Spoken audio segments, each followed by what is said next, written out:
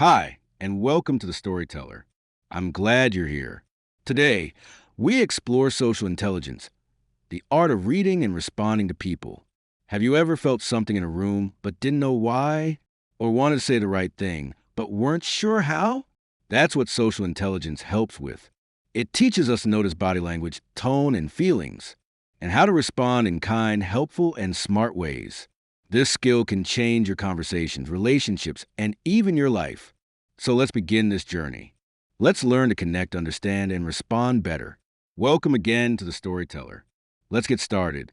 Liam thought he did well. The meeting ended with a smile, a handshake. Thanks for coming. He left the room feeling proud.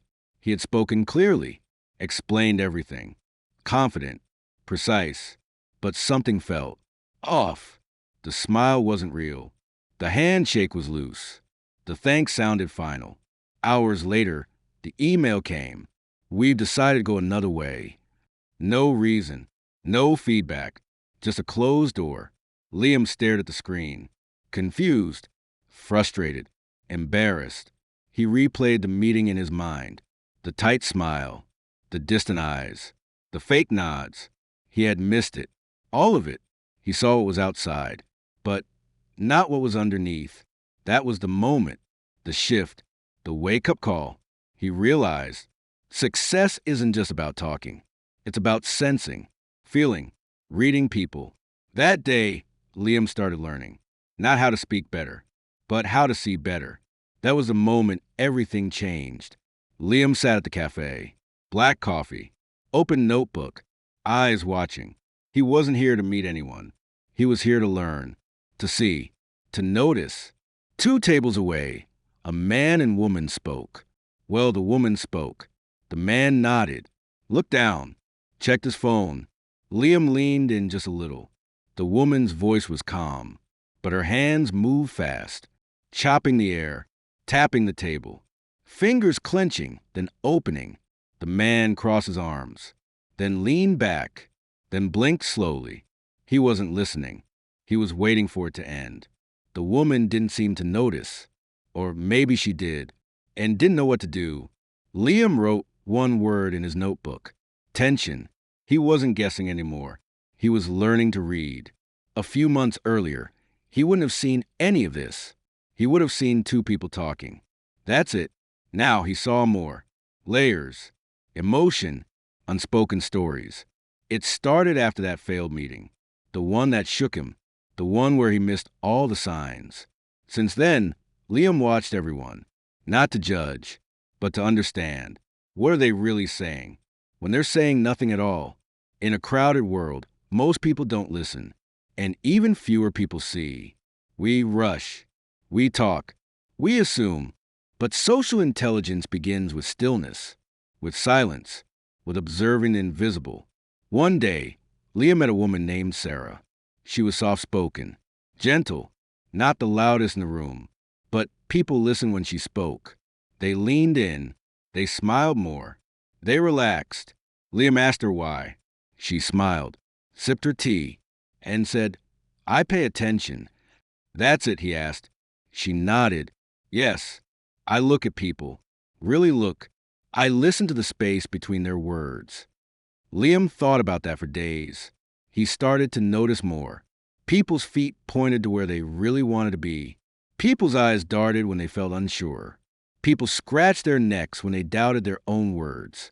Lips pressed together meant something wasn't being said. It was like learning a new language, but it had no words, just feelings, signals, signs. He started calling it the silent language. At work, things began to change. One morning, his coworker Ben walked in, smiling, joking, but his shoulders were hunched. His laugh was too loud. His eyes were red. Before, Liam wouldn't have noticed. Now he did. He waited until lunch, pulled Ben aside. "You okay?" Ben paused, laughed once, then exhaled. "No, not really." That was the first real conversation they had. The truth is, people are always speaking, even when they say nothing. They speak through posture, through movement, through energy. They say, "I'm fine," while gripping their arm. They say, "I'm happy," while their feet point toward the door. They say "sure" with hesitation in their eyes. Words can lie, but the body rarely does. Liam began to study. He read books, watched videos, observed quietly in public places. He kept a small notebook, filled it with moments. One evening, he went to dinner with friends. The group laughed, told stories, passed plates around. But Maya, one of his closest friends, was quiet. She smiled. She nodded, but she wasn't there. He noticed her napkin. Folded, unfolded, folded again. Her eyes dropped when others laughed. Her wine glass stayed full. After dinner, Liam walked with her. "You seem quiet," he said. Gently. She looked at him, hesitated, then finally said, "I got some bad news today. I didn't want to ruin the night." He nodded, didn't push, just stayed. That moment mattered because he saw her, really saw her. And sometimes that's all someone needs. Social intelligence isn't about control or persuasion or tricks. It's about connection. It's about understanding someone without needing them to explain. It's about being the kind of person who listens not just with ears, but with eyes and heart and presence. The more Liam learned, the more he realized. Most people aren't ignoring others on purpose. They're just focused on themselves, on their thoughts, on their phones, on their to-do lists. But when you shift focus from self to others, you see the world differently. You feel more. You connect deeper. You respond better. The silent language is everywhere. In meetings, in coffee shops, in classrooms, at home. You just have to learn to read it. It's not about being perfect. You'll still miss things. You'll still get it wrong. But awareness opens the door. And once you begin to notice, you never stop seeing. Liam didn't become a social expert overnight. He messed up. He misread people. He got it wrong sometimes. But every day he got better. He talked less. He watched more. He slowed down. He stopped trying to fill every silence. He started learning from it. And something strange happened. People opened up more. They trusted him. They felt seen because they were. And in a world full of noise, being someone who sees others clearly is a rare and powerful thing. That's what the silent language teaches us. You don't need to speak louder to be heard. You just need to listen better.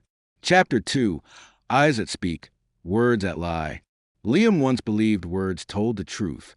He believed if someone said, "I'm fine," they were fine. Not anymore. Now he looked at the eyes, because eyes never lie. He learned this in the middle of an ordinary Tuesday. It was raining, gray sky, muted streets. Liam was at work, heading toward the elevator. As the doors closed, Rachel stepped in, one of the kindest people in the office. She smiled quickly, tight, nervous. "Hey," Liam said. "Hey," she replied. Silence.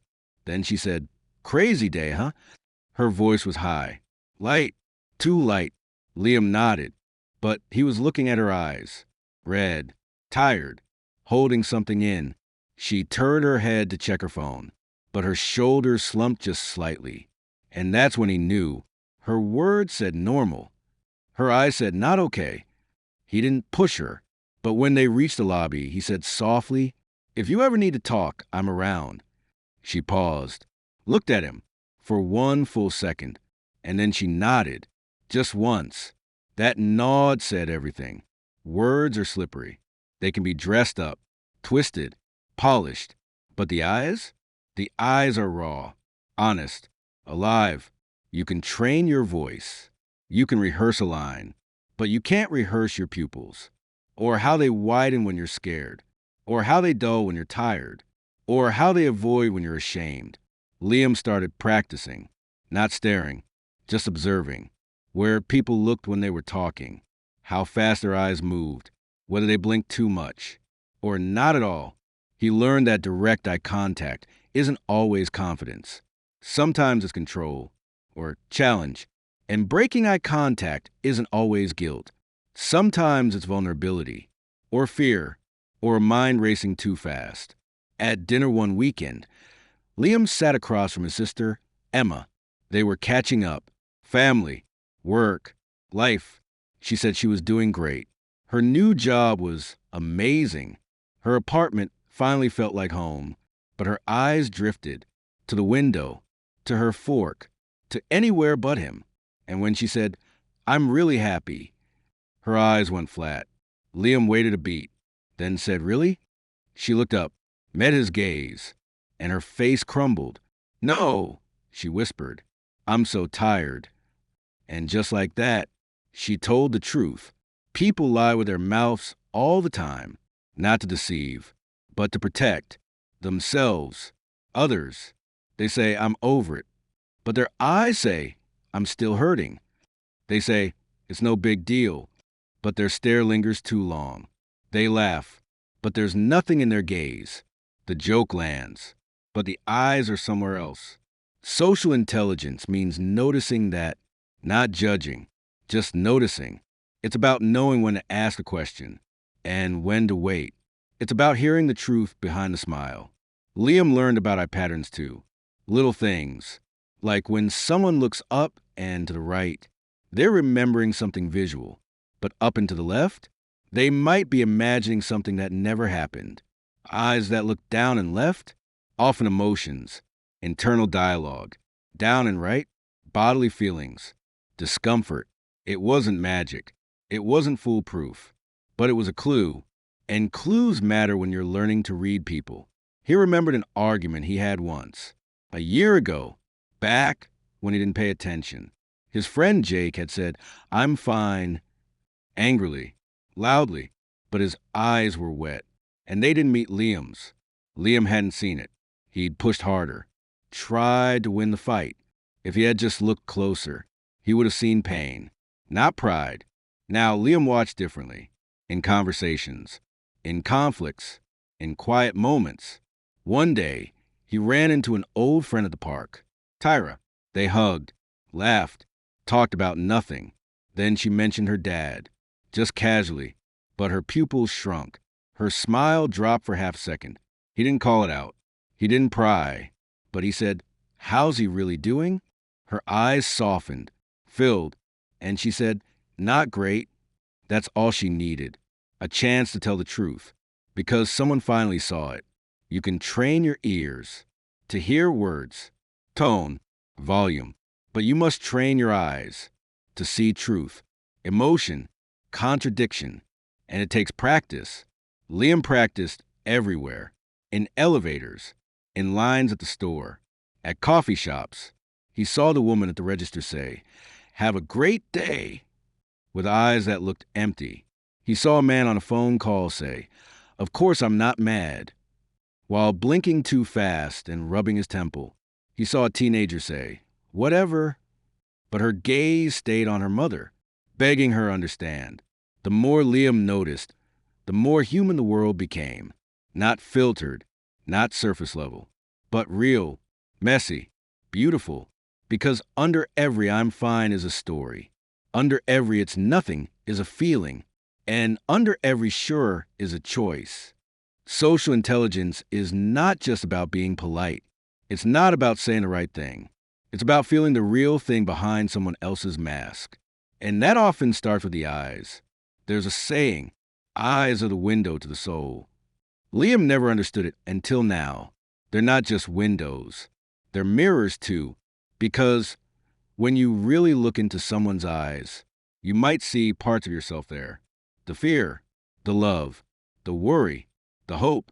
One night, Liam stood in front of his own mirror. He looked at his own eyes. Tired, but clear. He thought about the people he saw that week. The truths they didn't speak. The ones they couldn't speak. And he thought, how many people go their whole lives longing for someone who really sees them? He made himself a promise. I will be that someone. Chapter 2 summary. Words can lie, but eyes rarely do. To read people well, look at their eyes, not just their mouths, not just their words. Look at their pain, their joy, their silence. Because once you learn to read someone's eyes, you learn to speak straight to their heart. Chapter 3. The power of listening without speaking. Some people talk to be heard. Others talk to be held. Liam didn't always know the difference. He used to fix things. Jump in. Offer advice. Throw solutions like lifelines. He thought that's what people needed. Answers. Direction. A plan. But one night changed all of that. It was late. Almost midnight. His phone buzzed. A message from his friend Jonah. "You up?" Liam replied, "Yeah. Everything okay?" No response. Then, "Can I come over?" 10 minutes later, Jonah was on the couch, silent, staring at the floor. Liam asked, "What's going on?" Jonah opened his mouth, then closed it, tried again. His voice cracked. "My dad's in the hospital. It's bad." Then nothing. No details. No tears. Just heavy air. Liam sat still, said nothing. And for once, he didn't offer a solution. He didn't say, "It'll be okay." He didn't say, "Stay strong." He just sat there, shoulder to shoulder, present. Jonah didn't speak for 10 whole minutes, and Liam didn't move. Eventually, Jonah whispered, "I just didn't want to be alone." That was the moment Liam understood. Listening isn't about fixing. It's about being. Being there, being quiet, being open. In a noisy world, silence is a gift. The next day, Liam wrote in his journal, "Listen with your presence, not your mouth." He read about it too.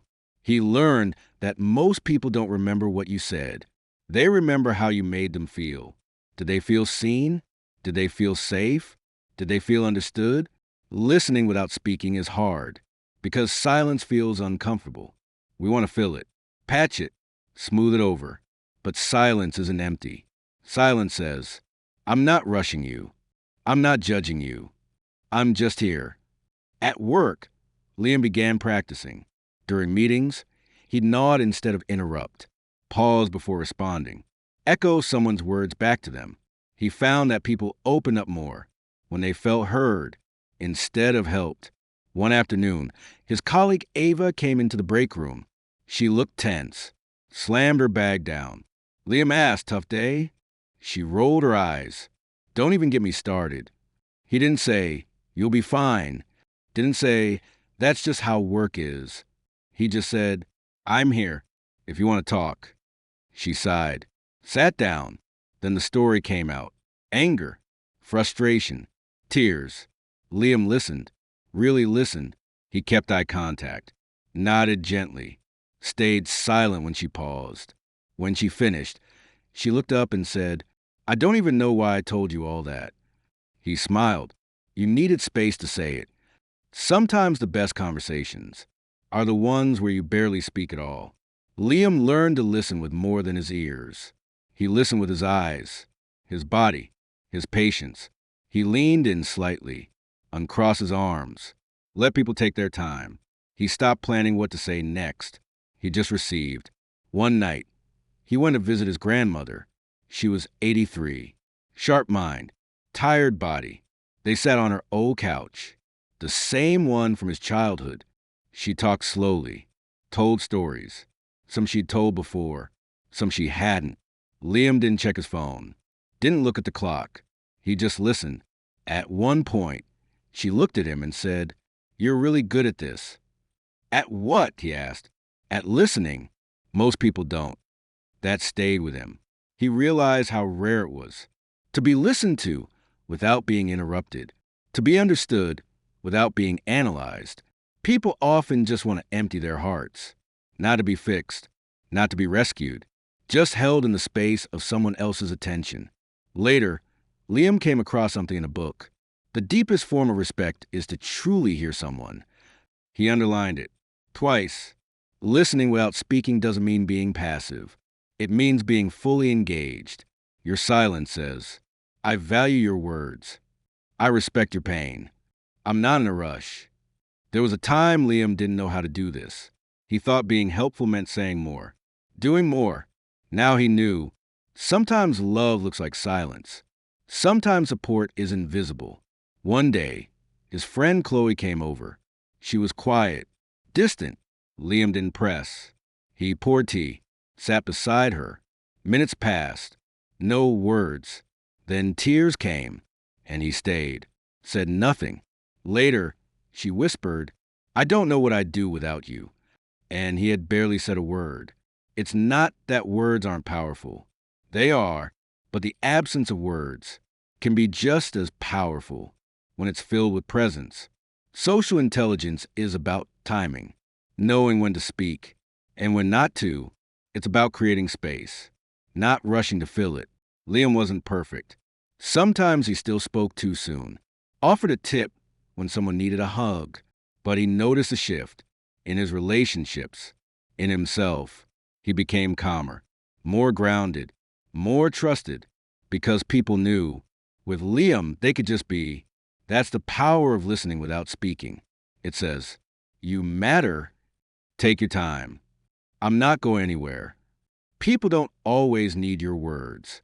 Sometimes they just need your presence, your stillness, your patience. Real listening is rare, but it's one of the most generous gifts you can offer. Be the person who listens, even when there's nothing to say. Chapter 4: Emotions in the Air. You don't always see emotions. You feel them, sometimes before anyone speaks, sometimes before they even know it themselves. That's what Liam noticed first: the shift in the air. It started on a Tuesday, a team meeting, usual room, usual faces. Everyone was quiet, too quiet, no jokes, no energy, no eye contact. Something was off, but no one said a word. Then, halfway through the meeting, the manager announced it. A layoff was coming. A silence dropped over the room like a curtain. Liam felt it before the words were spoken. He could almost taste it. Tension, dread, fear. It was thick, heavy. No one cried. No one yelled. But the emotions were everywhere. That's when he realized emotions don't always live in faces or in words.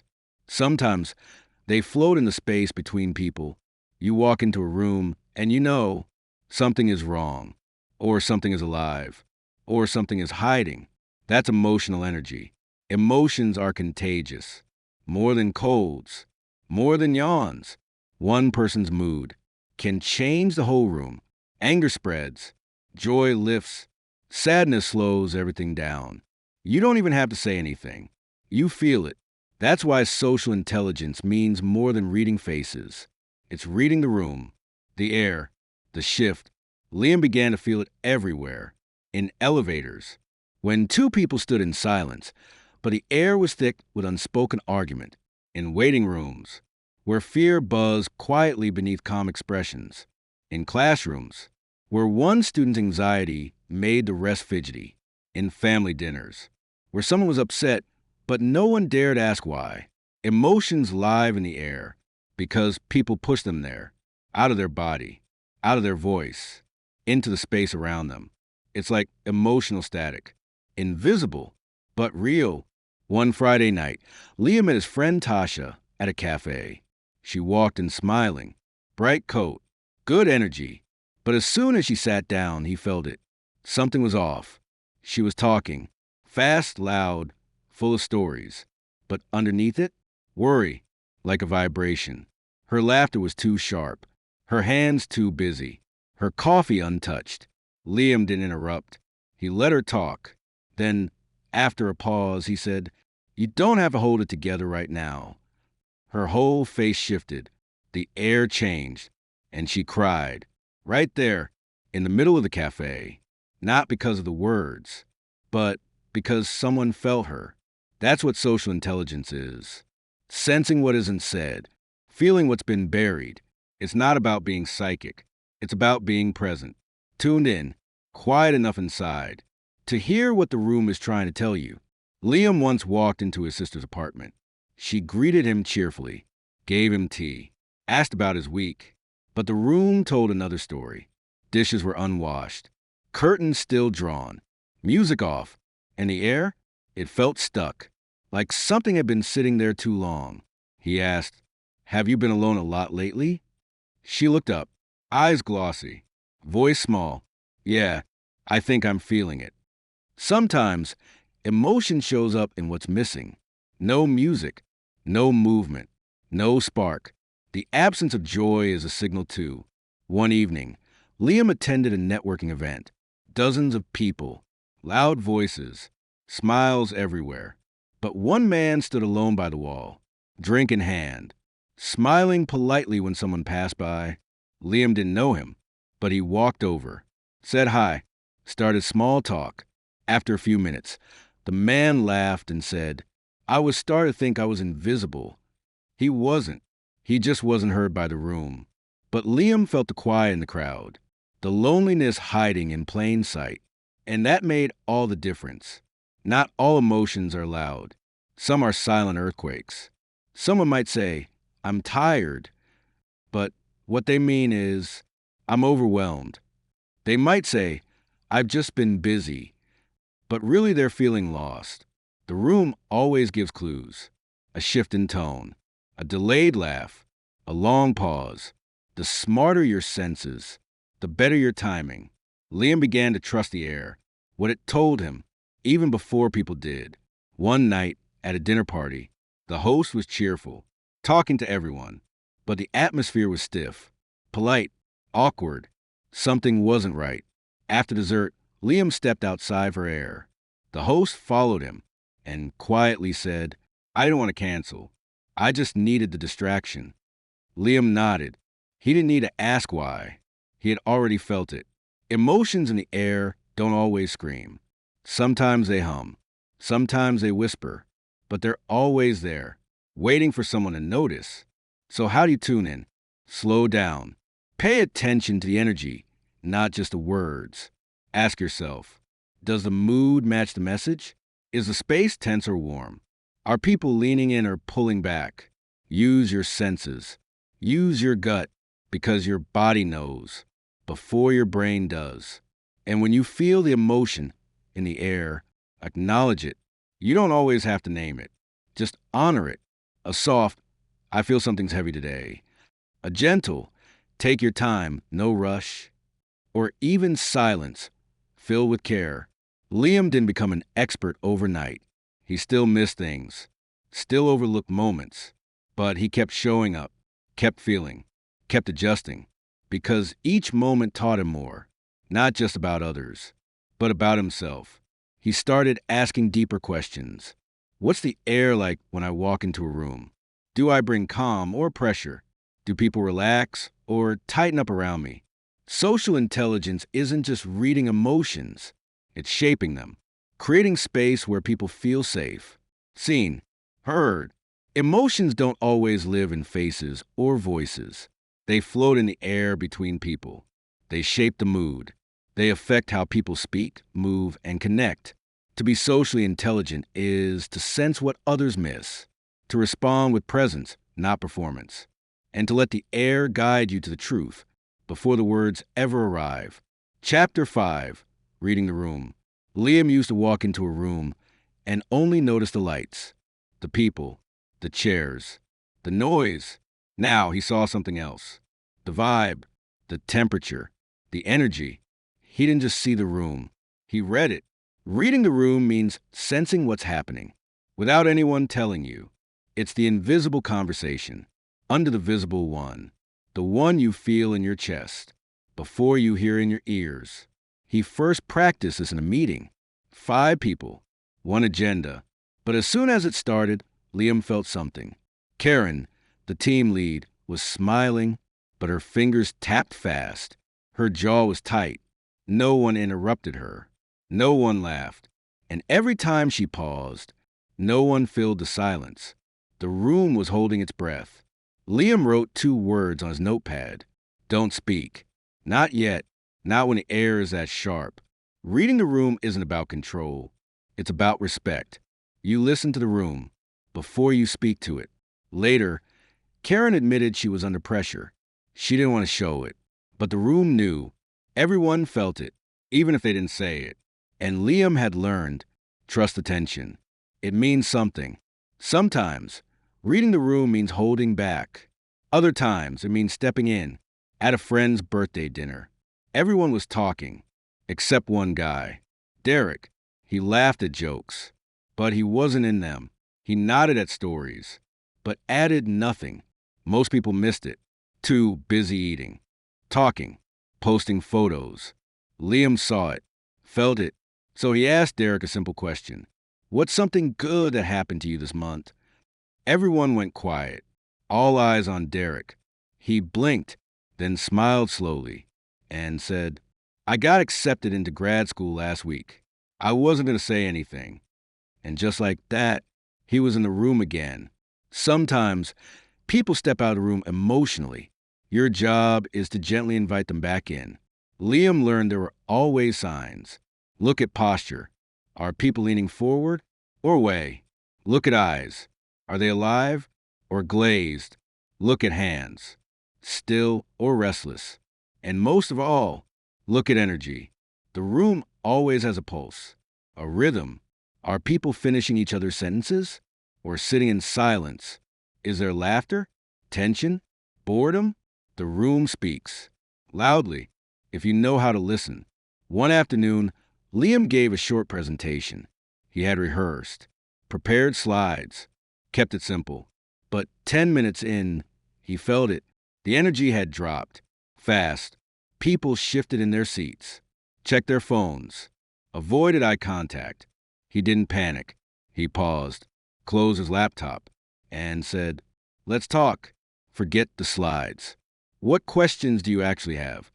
Heads lifted, smiles appeared, and just like that, he brought the room back. Reading the room is more important than reading your script.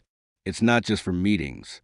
It's for family dinners, dates, group chats, interviews. Anywhere people gather, the room is alive. One evening, Liam and his girlfriend Mia met with her family. Big dinner, warm smiles, but something felt off. Her brother was unusually quiet. Her mom kept glancing toward the kitchen. Mia, fidgeting. Liam didn't say anything at first, but later, alone, he asked Mia, Everything okay tonight? She sighed. They had a fight this morning. Try to act like nothing happened. And that's the thing. The room remembers, even when people pretend. Liam started asking himself simple questions. Who's leading the energy here? Who's pulling away? Who hasn't spoken in 10 minutes? Who's forcing the mood? Because in every group, there's always one person who shifts the tone. Sometimes by what they say, sometimes just by how they sit. Reading the room is about emotional positioning. Where are people emotionally, and how close are they really? Two people can sit side by side and still be miles apart. But if you tune in, you can feel that space and maybe close it. Once, Liam was part of a panel. 3 speakers, 1 moderator, a crowd of about 50. The first speaker went on too long. Dry stats, no stories. The room sagged. Then the second speaker told a personal story. Honest, funny, real. The room leaned in. Hearts opened. Phones stayed in pockets. When it was Liam's turn, he ditched his notes, spoke from experience. He matched the energy, not the plan. And it worked. Reading the room is about adjustment, not performance. Presence. One day, Liam saw a post online. You can't change the room if you can't feel the room. He saved it because it was true. You can't lead if you're not connected. You can't influence if you're not in tune. Social intelligence lives in the space between awareness and response. There were times Liam got it wrong. He cracked a joke in a room full of quiet grief. He pushed a conversation when the room needed rest. But every mistake taught him something. To pause, to look, to feel first, speak second. Reading the room is a superpower, but it's not magic. It's mindfulness. It's a skill anyone can learn. Start by doing less, talking less, watching more. And when you feel something shift, trust it, adjust. Sometimes that means backing off, sometimes leaning in, sometimes staying still. Every room has a mood, a rhythm, a message. The socially intelligent person sees it and moves with it. You don't need to control the room. Just connect with it. And when you do, you earn the right to be heard because you've proven you're already listening. Chapter 6, Knowing When to Speak and When to Be Silent. Liam discovered something powerful. The timing of words matters, not just their meaning. There was a time he believed in more words, answers, solutions, advice. More talk meant more value. But then came the day he spoke too soon. It was a small team meeting. Only 5 people. Topic: client complaints. Liam had opinions, research, suggestions. He jumped in, offered charts, shared stories, spoke fast. The room quieted, faces closed. People looked away. After the meeting, Emma, his co-worker, said, "You didn't wait for anyone else to talk." Her voice was calm, but the message was clear. You interrupted. You took over. Liam blinked. He hadn't noticed. He just assumed his words mattered more. He went home and thought, maybe silence is more powerful than speech. Maybe waiting is a skill. Maybe saying less lets others speak. Knowing when to speak is part of reading people. Knowing when to be silent is part of respecting them. Over the next weeks, Liam practiced. At lunch, at meetings, at home, he tried a simple rule. When you feel the urge to speak, pause, breathe, ask, is this my time? It wasn't easy. Silence felt weird, empty, uncomfortable. His thoughts scrambled. What if I miss my moment? What if they think I don't care? But the more he paused, the more he learned. One day, Mia came home late, tired, silent. Liam wanted to talk, asked about her day, offered tea, advice. He stopped, let her take off her coat, let her settle. She sat. He waited. Then she spoke, not about her day, about something else, something heavy. And when she spoke, he listened because he had waited. In meetings, he tried another rule. Let others finish speaking before you jump in. Watch for the pause. Watch for the eye contact. When people look at you and pause, that's your invitation. In one meeting, Susan, quiet Sarah, said something small. Then she stopped. All eyes went to Liam, but he looked back at Sarah. She flushed. Then she added, "Oh, I meant actually I have that info." She hadn't seen the pause as hers. He had. Sometimes knowing when to stay quiet is about giving others their moment. There were times he stayed silent while he wanted to speak, and times he spoke even when he felt unsure. He found that speaking from uncertainty sometimes invites others to join. He said, "I might be wrong. What do you think?" And the room leaned in. Good silence isn't just about not talking. It's about respectful pause. It's about giving space. A friend, Raj, once said to Liam, "Your silence says, 'I'm listening.' Your words say, 'What I see matters.'" Liam understood now, but he still made mistakes. He once stayed silent too long, let a joke go unchallenged, and felt regret later. He learned there's a balance. Too much silence can feel like absence. Too much talking can feel like noise. He began to listen to 2 things: the room, his own intuition. If the silence feels heavy, it might need light. If the chatter feels forced, it might need calm. In one family dinner, everyone kept talking at once. No one was listening. He raised his hand, quietly, said, "Let's pause for a second." The room fell quiet. He smiled. "My mom told the best story first." They all sat. She told it. Everyone listened. Knowing when to speak is about respect for people, for the moment, for the space. A boss once pulled Liam aside after presentation. "Nice pacing," she said. "I could tell you weren't racing." That was praise. He later asked what she meant. She said, "You let silence land. You waited for the room to catch up." That built trust. Waiting is not weakness. It's strategy.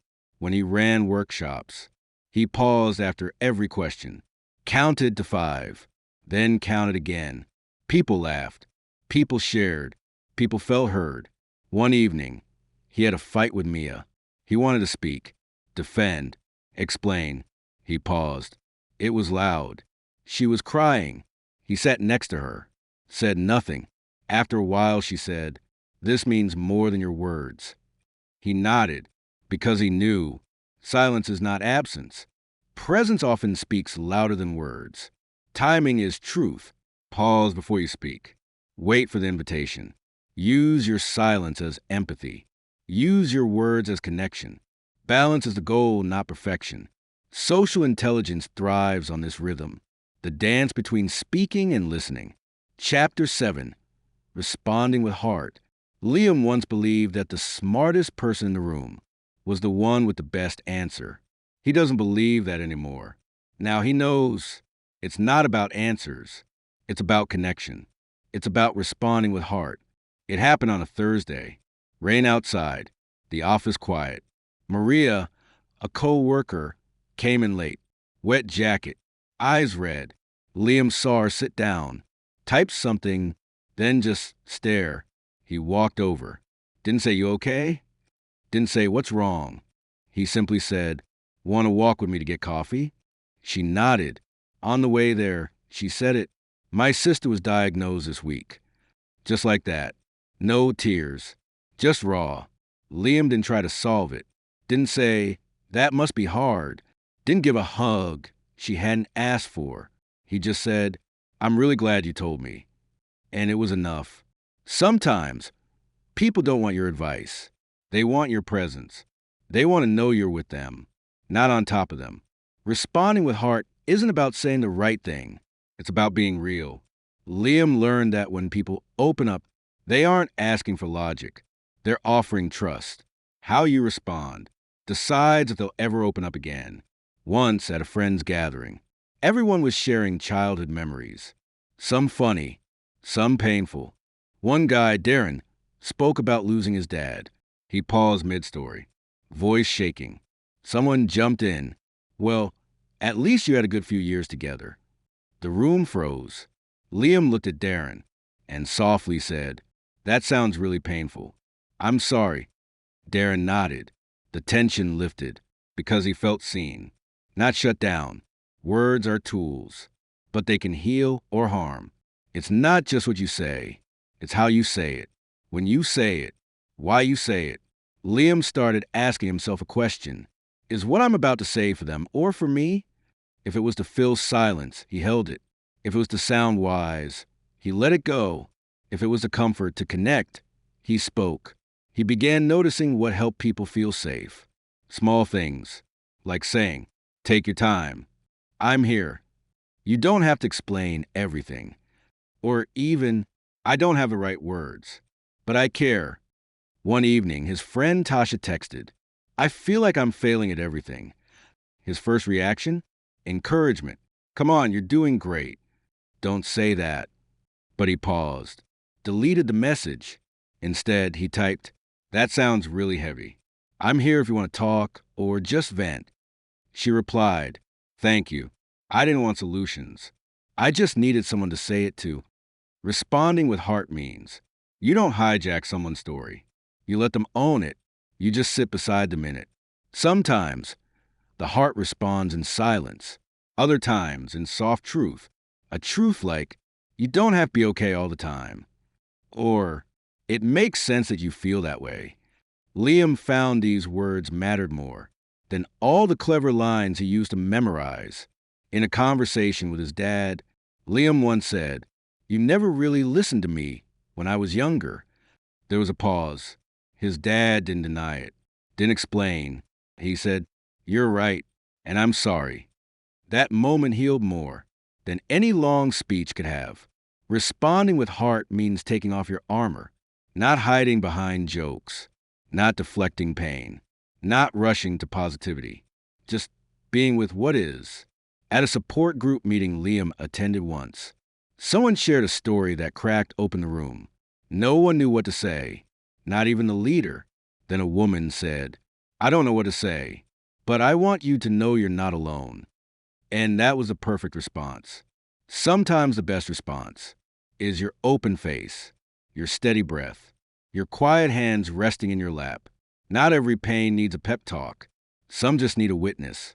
Liam began using 3 small tools. 1, validate. "That makes sense. I'd feel the same way." You're not overreacting. 2, invite. "Want to say more?" Only if you feel like it. No pressure to talk, but I'm here. 3, reflect. So what I'm hearing is, that sounds like it hurt. It feels like you've been carrying this alone. These weren't scripts. They were bridges, ways to reach people without fixing them.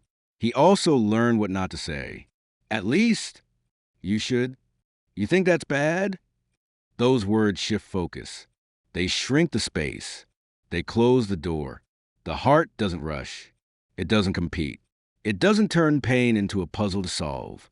It responds with patience, kindness, stillness. One day, Liam got a call from an old friend. He hadn't heard from her in years. She said, "I know this is random, but I didn't know who else to call." He said, "I'm really glad you called me. No questions, no judgment, just open arms, even over the phone." And that's the truth. Responding with heart isn't always about deep wisdom. It's about deep welcoming, letting people show up exactly as they are. People want to feel seen, not saved. Speak gently, validate, invite, reflect. Don't rush. Don't fix. Be there. Your presence is the response that matters most. Chapter 8. Empathy is a superpower. Liam never thought of himself as powerful, not in the traditional sense. He wasn't the loudest voice in the room, wasn't the smartest guy in the meeting, didn't have the flashiest ideas. But something changed. One day, someone said to him, "You always know what I need, even when I don't say it." That's when he realized empathy is a superpower. It wasn't taught in school, not in textbooks, not on spreadsheets, but it changed everything. Friendships, teamwork, love. Empathy is not about agreeing. It's about understanding. It's not about fixing. It's about feeling with. Liam first saw it at a hospital. Waiting room, quiet hum. An older man sat across from him. Tired eyes, tapping foot. Liam didn't ask questions. He just smiled, gave the man half a sandwich. No words. But in that small moment, something passed between them. A kind of "I get it." A kind of "you're not alone." That was empathy. Simple, real, quiet. Empathy starts with attention. Looking up, looking in. It says, "I see you. I'm listening. I'm here." Once, his friend Jenna broke down during a call. She was strong, usually calm. That night, she cracked. Liam didn't offer solutions, didn't list advice. He said, "I can hear how heavy this is. Do you want to talk, or do you want company in the silence?" She whispered, "I didn't even know that was an option." That's what empathy does. It gives people options when life feels tight. Empathy is not always natural. It takes practice and courage, because to feel with someone, you have to lower your shield. You have to step out of your world and enter theirs, even if it's messy, even if it's uncomfortable. At work, Liam watched a coworker get criticized during a group call. Public, sharp. Afterward, most people said nothing. Awkward glances, shrugged shoulders. Liam walked over and said, "That looked rough. Want to go grab air?" He didn't sugarcoat it, didn't pretend it didn't happen. He just stood with him. And that meant more than any apology would have. Empathy is not about words. It's about presence, tone, timing, trust. It's not, "I know how you feel." It's, "I want to know." Or, "I may not understand, but I want to try." One of the strongest moments of empathy Liam ever experienced was completely silent. It was the night his grandfather passed away. He sat on the porch, blanket wrapped around his shoulders. Heart raw, his friend Rod showed up. No text, no invite, just appeared. Rod sat beside him, didn't speak, just stayed. They watched the sky and cried quietly. That's it. No big gestures, just presence. And Liam never forgot it. Empathy is a superpower because it connects what logic can't. It bridges worlds.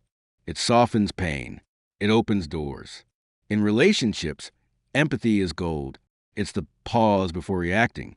The "tell me more" instead of "why would you do that?" It's holding space. Even when you don't agree. Even when you feel triggered. It says, "Your feelings are valid, even if I see it differently." Liam And Mia once had a fight about something small. A dish, a tone. It grew fast, turned sharp. Then Liam stopped, said, "Okay, I'm not hearing what you're feeling. Help me understand." Mia blinked, calmed. Tears welled. She said, "I just wanted you to notice I've been holding everything up this week." And that changed the moment, not because he fixed it, but because he felt it with her. That's the thing. Empathy doesn't erase conflict. It transforms it. From me versus you to us, facing this together. At work, Liam started using empathy as a tool. Before meetings, he'd ask, "How's everyone feeling today?" Not "What's the status?" He learned when people feel seen, they perform better, communicate better, trust more.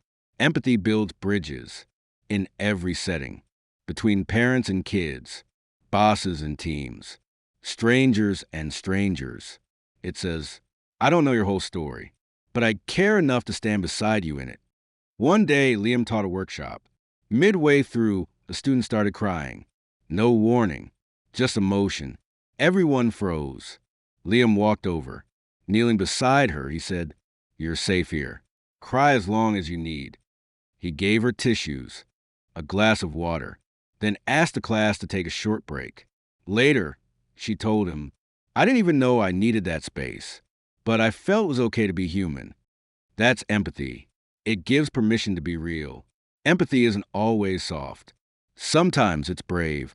Sometimes it says, "I love you enough to be honest. I see your pain, but I won't let you drown in it. I'll sit with you, but I'll also help you rise." Empathy holds a mirror gently, but it doesn't look away. Liam once asked his therapist, "What's the difference between sympathy and empathy?" The answer stuck. Sympathy feels for someone.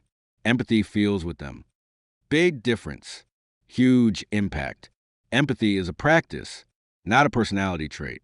You build it day by day, moment by moment, by pausing, by listening, by caring, even when it's hard, especially when it's hard.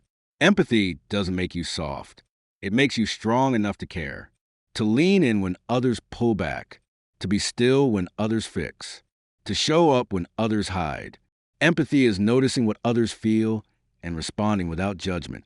It's more about presence than perfection. You don't need magic words, just an open heart. Empathy heals, connects, and transforms.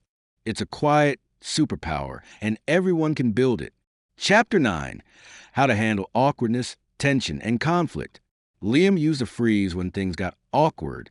Tension made him shrink. Conflict? He'd either run or say too much. But not anymore. Now he knows. Awkwardness is a doorway. Tension is a signal. And conflict? It's not the end. It's the beginning of something real. It started with a silent dinner. Him and Mia. Same table. No words. The air was thick. The food untouched. He hated it. So he asked softly, "Is this silence safe, or are we sitting on something?" She looked up, eyes full. "I feel like I don't matter to you lately." There it was. The tension. The truth. And it wasn't the end. It was the start of healing. Liam learned something important. Avoiding discomfort doesn't protect relationships. It weakens them. The real strength? Facing it, even when your voice shakes, even when you don't know what to say. Let's break it down. Awkwardness. It's not the enemy. It's a signal. Two people feel unsure. Something is off. Unspoken. Maybe a joke went wrong. Maybe someone got hurt. Maybe it's just weird. And that's okay. You don't need to panic. Awkward moments are bridges, not walls. You just have to cross them. Liam started saying things like, "That came out weird. Let me try again. This feels a little off. Are we good?" We don't have to pretend it's not awkward. And guess what? People relaxed. Walls dropped. Smiles returned. The key is naming it. Gently, bravely. Awkwardness grows in silence, but shrinks in honesty. Tension. Tension is usually unspoken emotion. It shows up in quiet rooms. Forced laughs. Long pauses. It can be stress, hurt, uncertainty. But it's rarely about just one thing. It's layered. Liam learned to ask, "What's not being said here?" Then listen, not with ears, but with eyes, body, vibe. At work, tension showed up fast. One teammate, James, always shot down ideas. People stopped speaking up. Meetings felt tight. One day, Liam pulled James aside. He didn't accuse, didn't attack. He said, "I've noticed things feel heavy when we brainstorm. Is there something going on I can help with?" James sighed. "My ideas got rejected for months. I guess I started doing the same to others." Tension didn't need blame. It needed room. Tension is a door you can walk through if you approach with curiosity, not judgment. Now, the hardest one, conflict. Conflict feels like danger. Raised voices, hurt words, walls up. But conflict isn't the enemy. Disconnection is. Handled right, conflict becomes clarity. Liam used to fear conflict. Now he follows a new rule. Slow it down. Soften the ground. Then step in. That means lower your voice, not raise it. Speak from experience, not accusation. Listen like you're wrong, not right. One night, he and Mia argued, not shouting, but sharp words. She felt like he wasn't making time for them. He felt overwhelmed and unseen. Instead of defending, he said, "I want to hear all of that, but can we sit first and hold hands while we talk?" It changed the whole tone. Why? Because conflict doesn't need power. It needs safety. Here's a simple formula Liam started using. 1. Pause. Before reacting, breathe. Give space between trigger and response. 2. Name the feeling. Say, "I feel frustrated." Not, "You're being annoying." Feelings first. Blame later, if ever. 3. Ask, don't assume. "What did you mean by that?" Instead of, "Why would you say that?" Assumptions cause war. Questions build peace. 4. Stay low, stay kind. Lower your voice. Soften your body. Use open hands, not pointed fingers. Your energy speaks louder than your words. Liam also learned about repair. Every relationship breaks sometimes, even good ones. But what matters is the repair.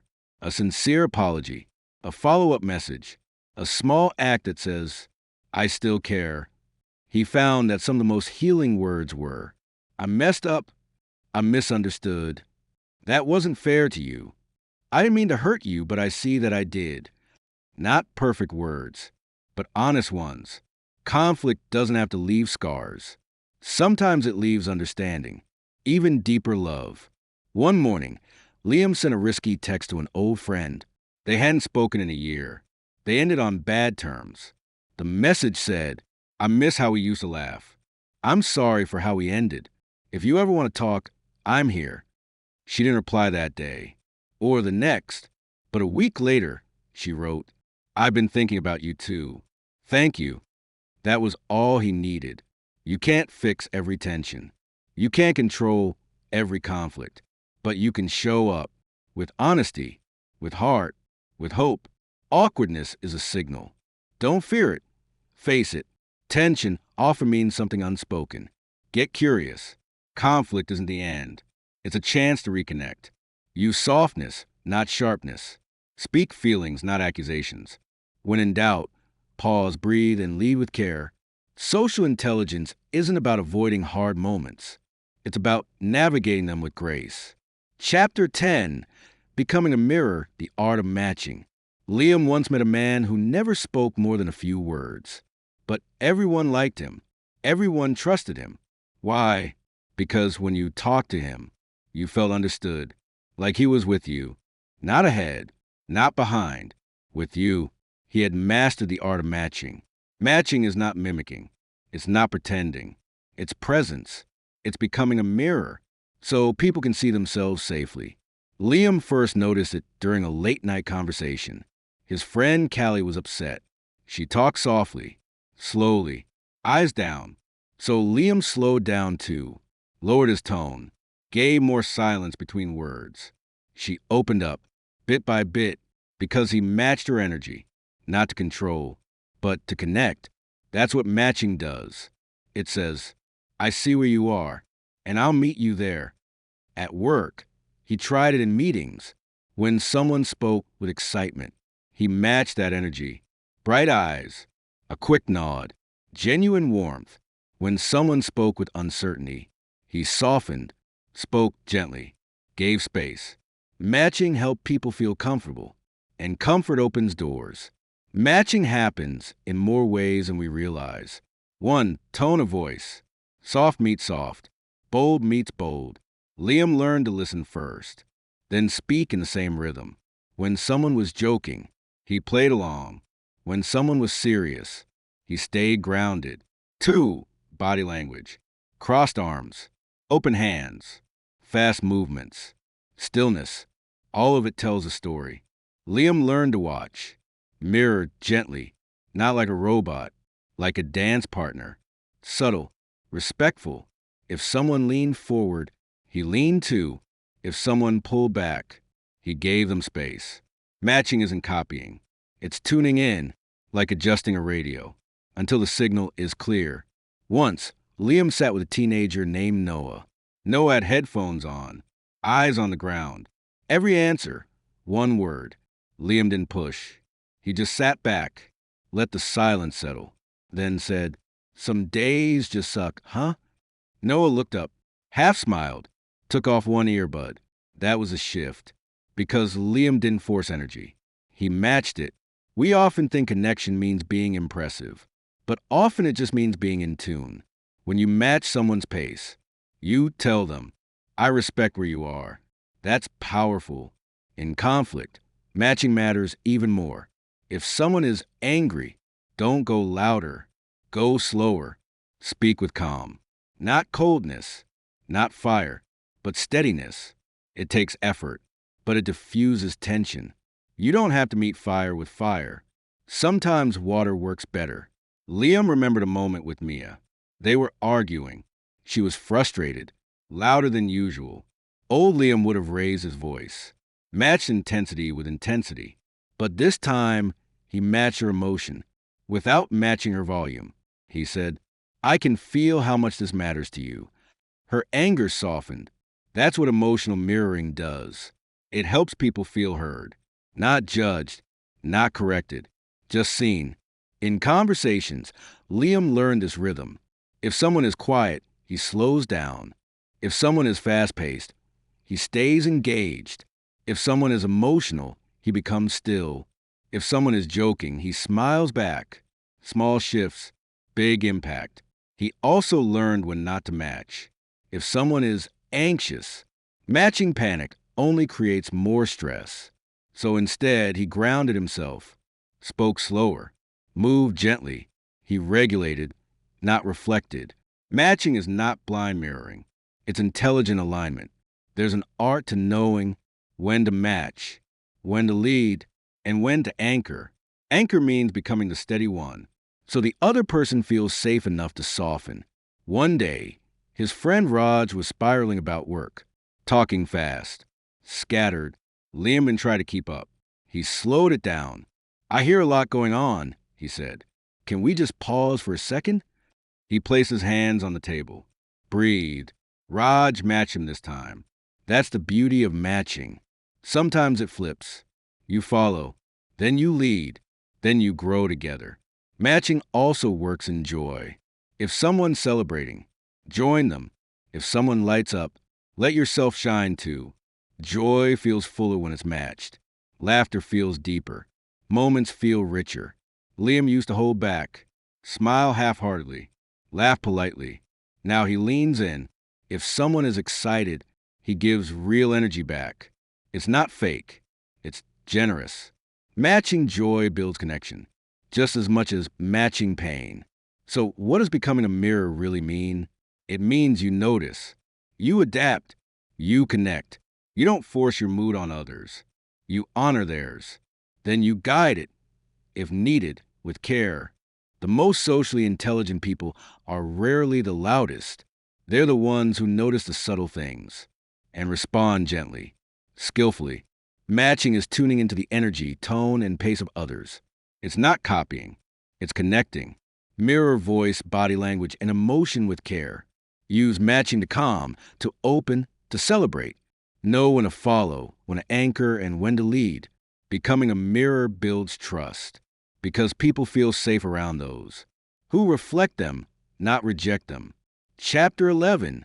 When you misread people, Liam thought he had it figured out. He could read a room, sense a vibe, pick up on signals. But one day, he got it completely wrong, and it humbled him. It was a team meeting. New client, tight deadline. Everyone was on edge. Liam cracked a joke to lighten the mood.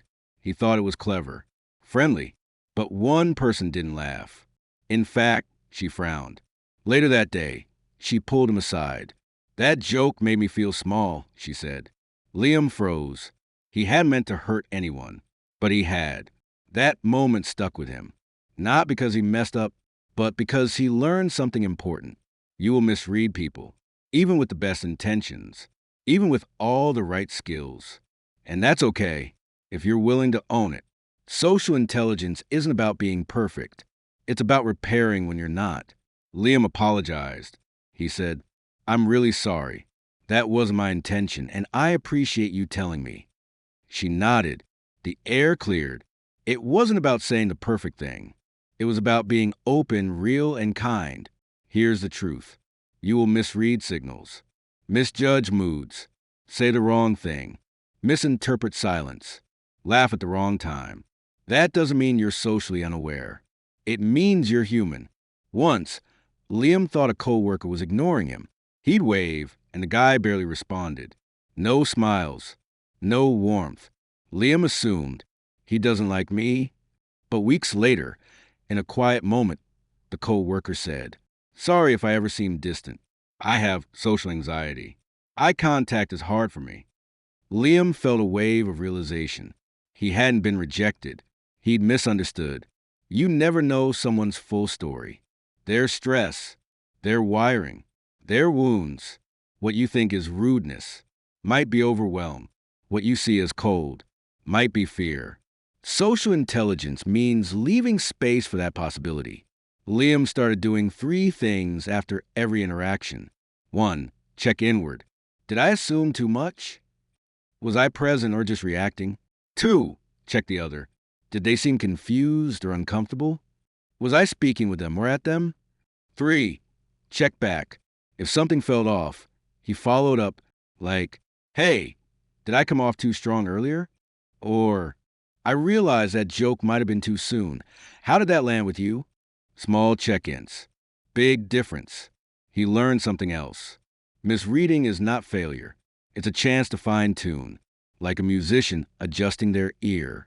Like a pilot checking the weather mid-flight. There's no shame in circling back. No weakness in saying, "Hey, I think I misread that moment." People respect humility way more than they respect perfection. Liam once asked a friend how he came across during a group dinner. His friend smiled and said, "You were kind and curious, but maybe asked one too many deep questions. Not everyone wants to go there." He laughed. "I get excited, I guess." "Totally," his friend said. "It's a strength. Just know when to dial it up or down." Feedback like that? Gold. You can't read minds. But you can ask questions. You can stay open. You can learn. Sometimes misreading happens because you're distracted. Other times because you're projecting. Like assuming someone's mad. Just because you're anxious. Or thinking someone's flirting. When they're just being polite. Clarity comes when you pause. Breathe. And ask, what's actually happening here? Misreading people is like tripping. It jolts you, embarrasses you, but it teaches you to walk more carefully. Liam started carrying a quiet mantra. Don't assume, stay curious. That helped him soften, slow down, stay human. In one conversation, a friend stopped texting mid-chat. Liam felt ghosted, ignored. He drafted a message. Guess you're not interested in talking. Then he paused. Didn't send it. Later that night, the friend replied, "Sorry, I had a panic attack earlier. Just trying to get through the day." Liam was glad he hadn't made it about himself. Because it wasn't. When we misread people, it's often because we read them through the lens of our own mood. our fear, our needs, but they have their own story. Always. Here's the mindset that helped Liam most: grace over guesswork. If you're not sure what someone meant, ask. If you think you said something wrong, check. If you misunderstood, apologize. Simple, but powerful.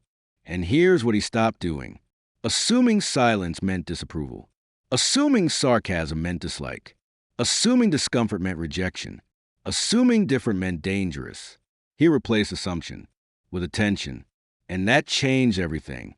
Even in love, Leah misread Mia sometimes. He thought she wanted space, when really she needed closeness. He assumed she was upset with him, when she was just tired.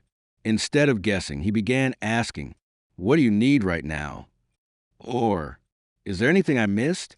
That made her feel safe, seen, heard. Social intelligence isn't mind reading. It's staying open when your first guess is wrong. It's choosing to care more than you need to be right. You will misread people, and that's okay. What matters is how you respond after. Replace assumptions with curiosity. Ask, check in, follow up. Grace is more important than accuracy. People don't need you to be perfect, just present. Even the best listeners get it wrong sometimes. But the best relationships, they grow through those wrong moments, not around them.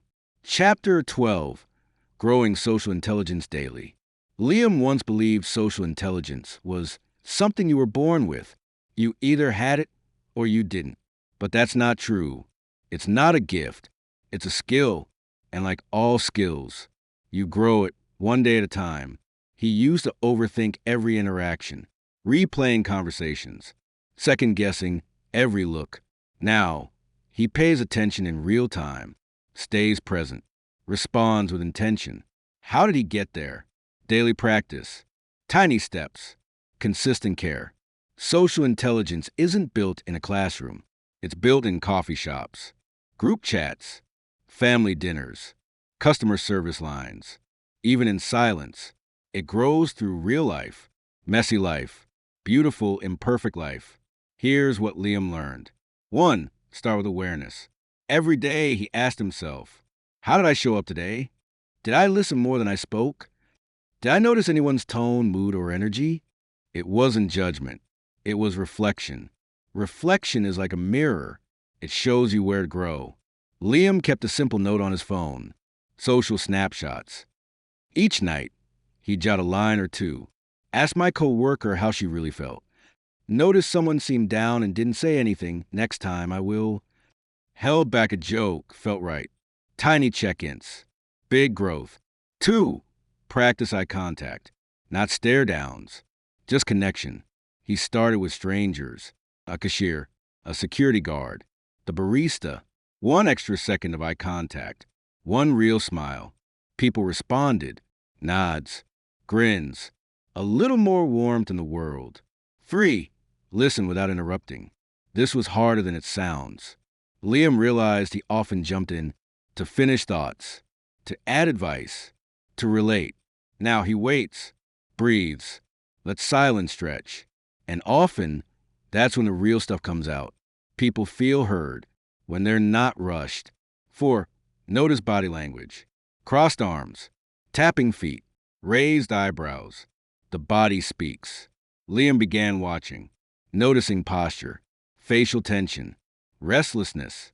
And when something looked off, he'd ask gently, "You seem a little distant. Am I reading that right?" Not always perfect, but often helpful. 5. Mirror and match gently.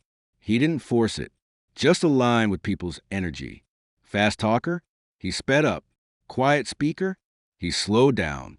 Energetic group? He brought lightness. Tense room? He grounded himself. Social intelligence is about adjusting without losing yourself. 6. Own your mistakes quickly. This one was big. Liam used to avoid admitting when he misread someone. Now he embraces it. "I think I got that wrong. Can we try again? I'm sorry if that landed wrong. That wasn't my goal." Owning it made people trust him more, not less, because vulnerability invites connection. 7. Watch and learn from others. He studied people with strong social energy. What did they do? They remembered names. They made eye contact. They smiled easily. They used people's names in conversation. They asked thoughtful questions. They stayed calm in heated moments. Liam didn't copy. He borrowed, adapted, practiced, ate, read more than words. Texting, emails, online chats. These don't come with tone, but they still hold energy. He started reading messages slowly, double checking before replying, asking himself, how could this be received? Is this clear or reactive? It saved a lot of confusion, a lot of misfires. 9. Stay curious. Curiosity keeps you growing. Liam asked people questions like, what kind of communication do you appreciate? Has anyone ever misunderstood you in a big way? What makes you feel seen? These weren't daily questions, but when the time was right, they created deep insight. 10. Reflect, not ruminate. Growth doesn't come from beating yourself up. It comes from noticing patterns. Liam learned to say, I reacted out of stress today, or I avoided that awkward moment. I'll lean in next time. He didn't shame himself. He studied himself. That's how change lasts. Social intelligence is not about knowing everything. It's about caring enough to learn, to ask, to pause, to grow. Liam used to think progress meant never messing up. Now, he knows progress is when you notice faster, repair quicker, stay open longer. Some days he nailed it, other days he missed the mark. But each moment was part of the practice. Every interaction was a chance to be more present, be more kind, be more aware. You don't need 10 years of experience. You need one mindful conversation. Repeat it every day. That's how social intelligence grows. And here's what surprised him most. It made his life better. Not just his relationships. His life, he felt calmer, more connected, less reactive, more real. Because social intelligence isn't just about others. It's about you. It's emotional fitness, relational awareness, human connection.